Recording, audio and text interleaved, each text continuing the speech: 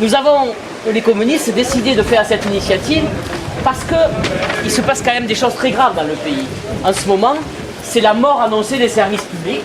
C'est un gouvernement, le gouvernement d'Emmanuel Macron, qui a décidé purement et simplement de transformer la société française et de faire un impasse complet, la mort sur tous les éléments de solidarité. Les services publics, c'est le premier élément de la solidarité dans la société. Le service public, c'est celui qui permet à tous les Français de recevoir partout où il est, quelle que soit sa situation, eh bien, le même service, qu'il soit à la montagne, qu'il soit à la mer, qu'il soit dans une grande ville. Vous voyez plus particulièrement ce qui se passe en ce moment à la SNCF. Cette volonté acharnée de casser cette SNCF. Et on va particulièrement parler, je pense, d'une phrase qui est issue du rapport Spinetta sur la SNCF, donc sur le transport, parce que c'est pas que la SNCF en tant que telle, parce que la SNCF avec les diverses casses qu'il y a eu depuis 2014, de toute manière, il y a 3 entités. Donc SNCF, c'est qu'une partie. Il y a SNCF Mobilité, SNCF Réseau. Alors comme ça, c'est vachement pratique.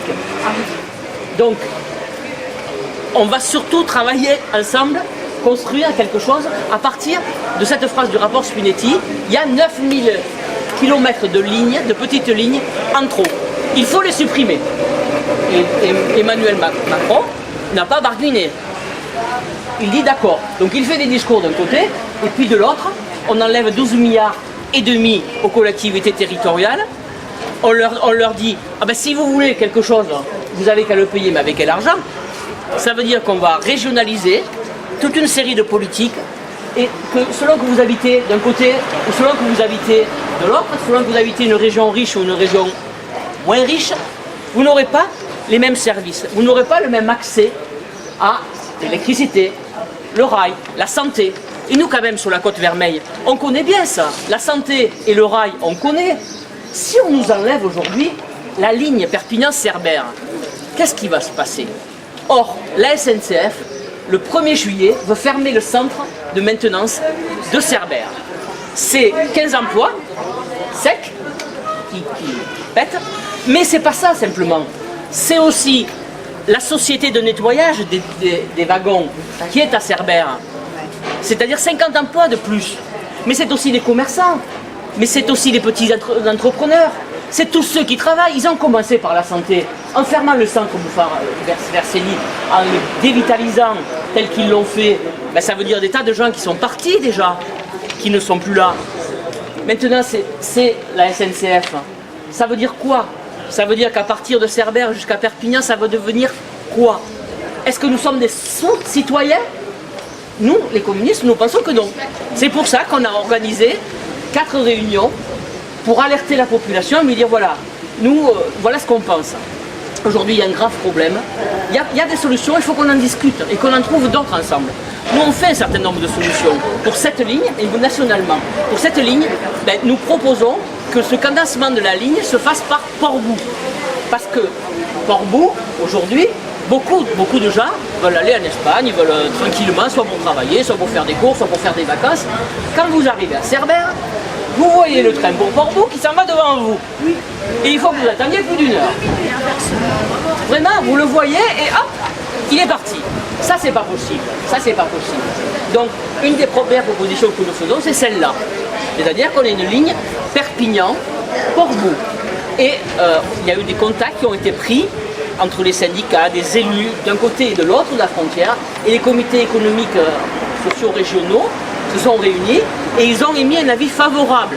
C'est un point d'appui important, parce que dans la bagarre avec la SNCF, c'est important d'avoir ce point d'appui.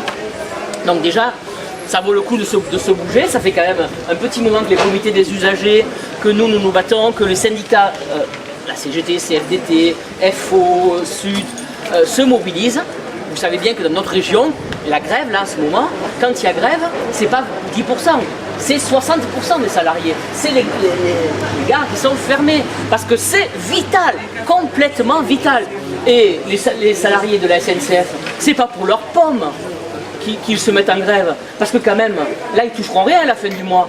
Ils mangeront avec quoi? On se demande, simplement avec la solidarité. C'est parce que la question du rail, c'est une question qui touche tout le monde, qui nous touche chaque citoyen, qui touche les entreprises, parce que on transporte quand même beaucoup de choses sur le rail. Ouais, imaginez-vous qu'on mette tout ça sur la route. Je vais vous donner l'anecdote qu'il y a eu l'autre jour. On a vu passer dans Banyuls un immense camion avec des mobil-hommes. Nous, avec Yvette, on l'avait vu la veille au pont de Polille. Il ne pouvait pas passer, le malheureux, parce qu'évidemment c'était trop gros. Alors il a fallu que toute la nuit, ils allaient chercher un camion plus petit qui baisse les roues, qui fasse passer, enfin, c'est un truc de fou furieux. Et ça, c'est même pas l'été, ce sera en plein été, mais vous vous rendez compte? Pour qui on nous prend? On nous prend pour qui? Pour des glands? Enfin, c'est pas possible. On ne peut pas accepter cette situation et cette société qui veulent absolument nous imposer. C'est pourquoi on essaye de se rassembler et on essaye d'avancer. En faisant signer la pétition, en faisant des propositions. Nous faisons une proposition qui est novatrice et qui est portée par nous, mais on souhaite qu'elle soit portée par tout le monde. Aujourd'hui, la SNCF dit « j'ai une dette trop importante, donc il faut que je fasse des économies pour payer ma dette ». Nous disons, les économistes communistes ont fait tout un travail, il faut que les services publics puissent bénéficier des mêmes financements que les banques. Aujourd'hui, les banques, celles qui refusent de vous faire des crédits, on leur donne, la BCE, la Banque Centrale Européenne, leur fait des emprunts à taux zéro, voire à taux moins 2. Et après, ces mêmes banques, eh bien, refinancent. Qui un emprunt pour un petit commerçant, qui un emprunt pour un particulier, avec ses critères. Et fait beaucoup de spéculation avec ce qui reste, parce qu'elle ne distribue pas tout. Pourquoi les services publics qui sont utiles à tout le monde, qui sont utiles à ce qu'il y ait un bon maillage dans un pays, qui sont utiles au fait qu'il y ait partout les gens puissent habiter, travailler et qu'il y ait une harmonie, qu'il n'y ait pas des grosses concentrations, qui sont utiles à ce qu'il puisse y avoir un monde qui vive tout à fait dans une harmonie et surtout qui puisse lutter contre la pollution. Parce que quand même, la SNCF, quand on prend le train, c'est beaucoup plus écologique que quand on prend tant de voitures.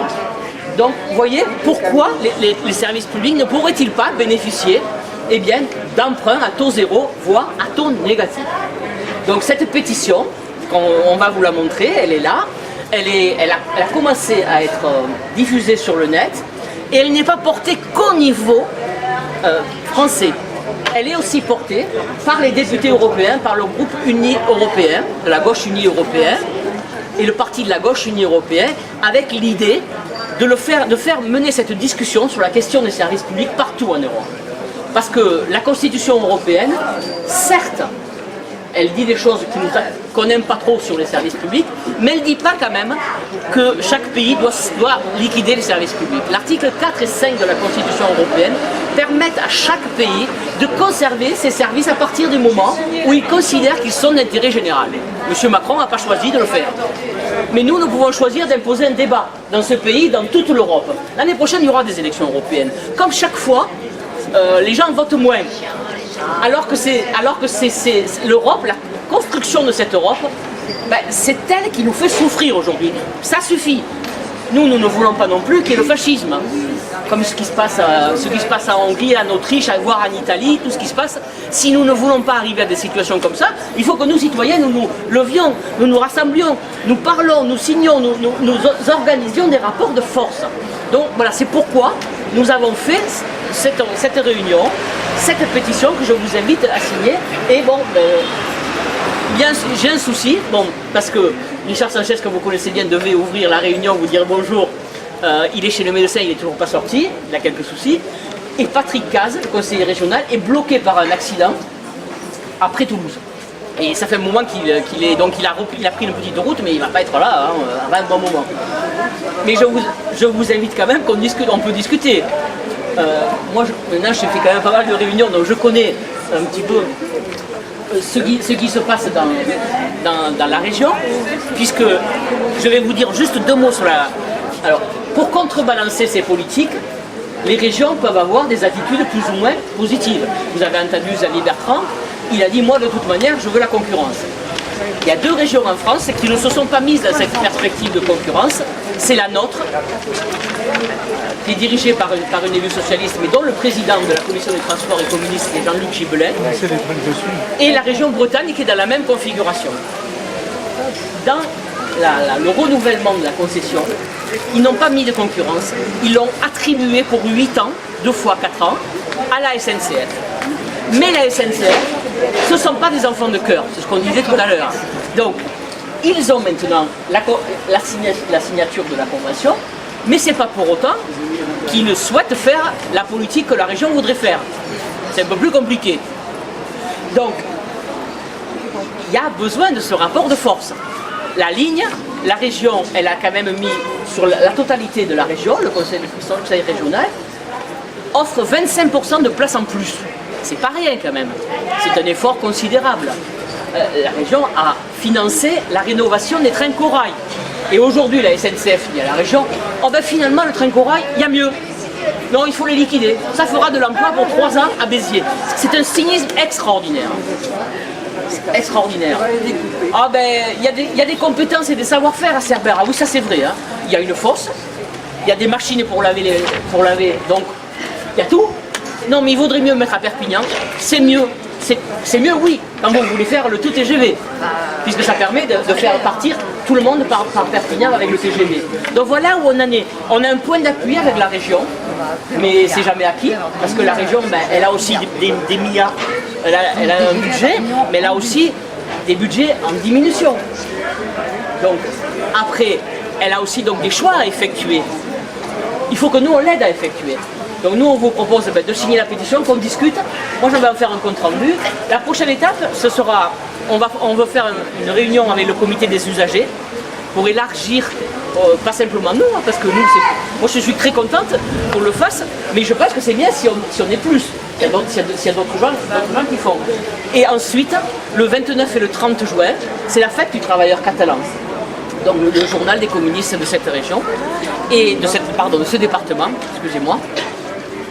Et à ce moment-là, nous prolongerons le débat avec les cheminots et avec Marie-Pierre Vieux, qui est députée européenne, qui est donc déjà venue à Cerbère, et un député qui vient du Portugal, sur ces questions, pour justement voir où on en est, comment on peut amener le débat et la lutte en Europe, et comment on peut avancer. Donc, vous comprendrez bien que c'est une lutte qui va être longue.